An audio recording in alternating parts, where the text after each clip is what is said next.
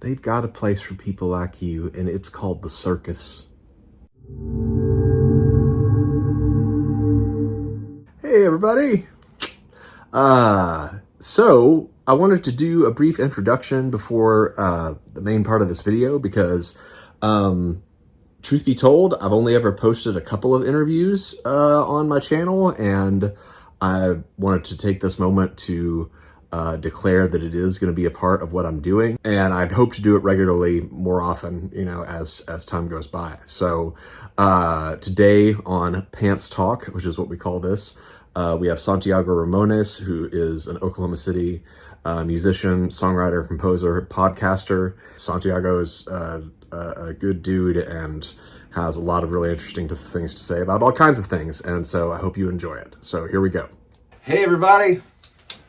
We're here with Oklahoma musician, composer, and podcaster Santiago Ramones. Hi. So, what? I guess when did you start? When did you start writing music? When did I start writing music? I guess in high school. I didn't really start writing music until I taught myself guitar. So I was in band in like middle school. Oh, okay. Well, I guess even farther back than that, I was involved in like the music classes in elementary school. Sure. But in elementary school, I was active enough and good enough that they were like, hey, you should apply for this thing called Circle the State with Song, where we have decent singers, and it's sort of like, advanced elementary school age singers. And so I was involved in music for a long time, and then in middle school did trombone, but then in high school, once I was developing my own musical tastes, Yes. That is when I was teaching myself guitar. And so I never had taken lessons on guitar. It was just find songs on Ultimate Guitar that I am interested in playing. And so, I just found what the chord shapes were, taught myself. And then once I kind of realized that, I was like, Right. Oh, I could. It was surprisingly late in my life whenever I realized that those things that the people that I admire are doing, I can do them too. Right. Yeah. And so, in high school, once I knew how to play chords, and it's like, oh, this is actually just changing chords and stuff. So Right. Yeah. You just take this, put it in a different order, and then it's something new. on my upcoming album, there will be one of the first things I ever wrote. Nice. Which is something that came out of me while I was on the roof of Lee's Sandwiches working on the air conditioning with my dad. Nice. That's probably the only song that's been written on the roof of Lee's Sandwiches. I would expect that because the ladder to get up there is locked. So. Oh, right. So the people aren't routinely going up Yes. on top of Lee's Sandwiches to write songs. What about podcasting? When did that all start? That started in 2016. And so I guess going back to all of my high school stuff and my involvement in music is that I was super involved in marching band, in show choir and choir, musical theater, but I also grew up undocumented. And so I wasn't able to drive whenever everyone else was. And so musical rehearsal ends at like 11:30 or whenever we get back from a band contest at like midnight or something. I would have friends drive me home, and the conversations that we would have just sitting in the driveway, having deep conversations with close friends that became even closer friends. Yeah. Those are the best conversations I ever had. Stuff would get serious, and we would actually talk about the deep things that are percolating in a teenager's mind. And so I wanted to find a way to make these conversations happen all the time. What do you love about being a podcast host? It's really just people. People develop relationships through time or something big or important happens Right. at once. And that experience that you share with people can help establish a relationship. Right. And so I'm sort of doing both at once. Nice. In that by asking these deep questions, it becomes this big thing that everyone has to reevaluate or think about all the things that are important in their lives. Mm-hmm. Establishes a nice relationship. And so I always do two podcasts. One is an interview and the other is just a free-form conversation. Right. Yeah, you've established something that then, becomes the springboard for the rest of it. What makes for a good interview? Like, are there things that you look for in the people that you bring on? Are there specific things, or is it more of a general, just like, I'm interested in this person or what they do? It's more like a openness. If I can tell that they're a genuine person that is capable of having these conversations, or that maybe there's something to uncover there, maybe they're a mysterious person, I think that is what's really intriguing. Some of the less good interviews I've had have been with people that are not as open or not as willing to go there with me. And when that happens, is there a moment of like, have you listened to my podcast? Yes. So over time, I've figured out different methods of warning people. I now have a Google form. It explains everything right at the front. And the first question on there is, are you willing to talk about deep questions in spirituality or religion in a public format? Right. And it's yes or no, and the no, goodbye. Right, yeah. And it and that's it. You have to answer yes on that question to get to the rest of the survey. And so far,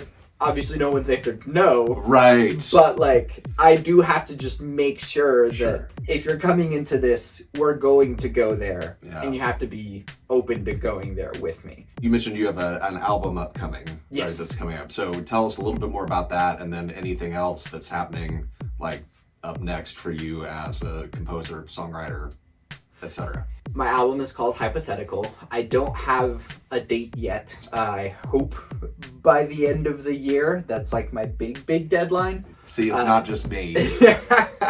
I'm open to whatever happens. I'm working with close friend of Dr. Pants, Mac Siegel, to help me produce this album. And it's my first release of my singer-songwriter stuff. Right. The stuff that's out on Spotify now is instrumental and electronic stuff, but on top of being a composer or producer, I am also a singer-songwriter. And so I hope to showcase my abilities as a songwriter, showcase my abilities as a vocalist. I am a vocalist first. Monday, I'm playing a show at the Sanctuary, a new spot that will be my singer-songwriter stuff. Yeah. I should probably also say something about the album as to why it's called Hypothetical. Sure. Me being youthful as I am bashful about my own life experiences, and so far I've done a lot of my songwriting in the shape of fictional stories. I'm saying something about the world or society or whatever it is, but it's not necessarily my life. Right. And so these are all stories that I've made up in some shape or form. Tell us about what's happening this weekend with the podcast. Yes. So episode 300 of Bit Depth will be live at the Sanctuary again. And so I'm having Evan Jarvix of Make Oklahoma Weirder. Yes. He's going to be the one interviewing me. So every 100 episodes, I have someone interview me instead of me interviewing someone else and giving them all the deep questions. So because of the way that I structure the podcast, I've had a lot of time to think about these answers. It's kind of a way of evaluating how I have grown and changed in the past 2 years. Absolutely. And if you decide to show up, you can ask me questions as well. And I have no way of preparing. You will be hearing exactly what is coming straight from my head out of my mouth. Jarvix is a skilled interviewer as well, so he's a good guy to do it too. Yeah. So finally, to finish this up, give me a top 5 albums list. Top 5 albums list. Number 1, still taking that throne, is In Rainbows by Radiohead. It always seems to be that people's favorite albums of a band happen to be the ones that you were aware of coming out at the time that you were aware of the band. Yeah. And so, yeah, I got into Radiohead at about the time that In Rainbows was coming out. And so it was the first album of theirs that I knew about and was excited that was out. Yeah. I think In Rainbows is the Radioheadist of all of their albums. It does kind of flip back and forth between In Rainbows and Hail to the Thief. But In Rainbows still kind of holds that spot. Yeah. Then it would be The Devil and God Are Raging Inside Me by Brand New. People can have their opinions about Brand New, whether or not you've decided to cancel Jesse Lacey or not. Right. But at least, like, me personally, given the way that they've talked about it, I forgive Jesse Lacey. Brand New's music is all about how kind of tortured and fallible we are as humans and personally, and the demons that we're dealing with. And that album specifically is very powerful in that regard. And so let's see, number 3 would probably be Lateralis by Tool. It may not come across in my musical style, but like Tool is one of my favorite bands. Sure. The only thing that's keeping me from starting a progressive rock band is the fact that I have too many other things going on. And like, maybe if I finish this album and the album after that or whatever, Mac will convince me to start that progressive rock band with him. Lateralis by Tool is definitely their best work. I think it is a spiritual and almost religious experience, and the amount of substance that is in that, like, I still base philosophical beliefs around even just the song Lateralis. So number 4, I would have to say now is, and this has changed over time, but now would probably be Brighter Wounds by Sunlux. We can blame Sephra, your old office mate, for turning me on to Sunlux. And Brighter Wounds was written about the time that Trump was elected. And the main songwriter of Sunlux was having a child at the same time.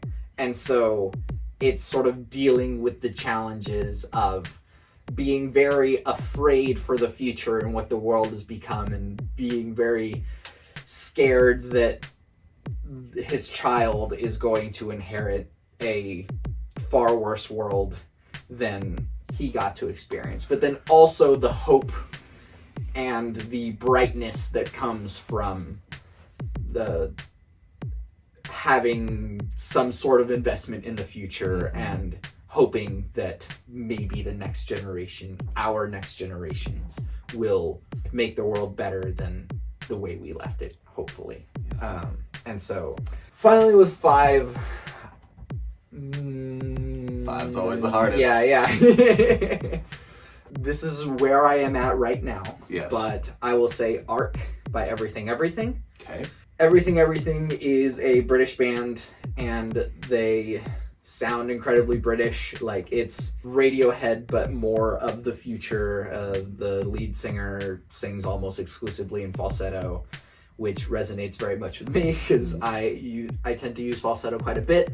I have a hard time accepting that Arc is their best album because there's so many other cool things going on in a lot of their albums, but Arc is just the most solid of their works. Every song on there is either extremely catchy or extremely profound, and it just works top to bottom. And there are things that I want to not like about it as like a philosophy of albums, really, that like I always feel like, oh, you put the sad, vulnerable song at the end of the album, and they do that as the penultimate track on the album, and the last track on the album is like a celebration of like, hey, let's all be vulnerable and be happy about it.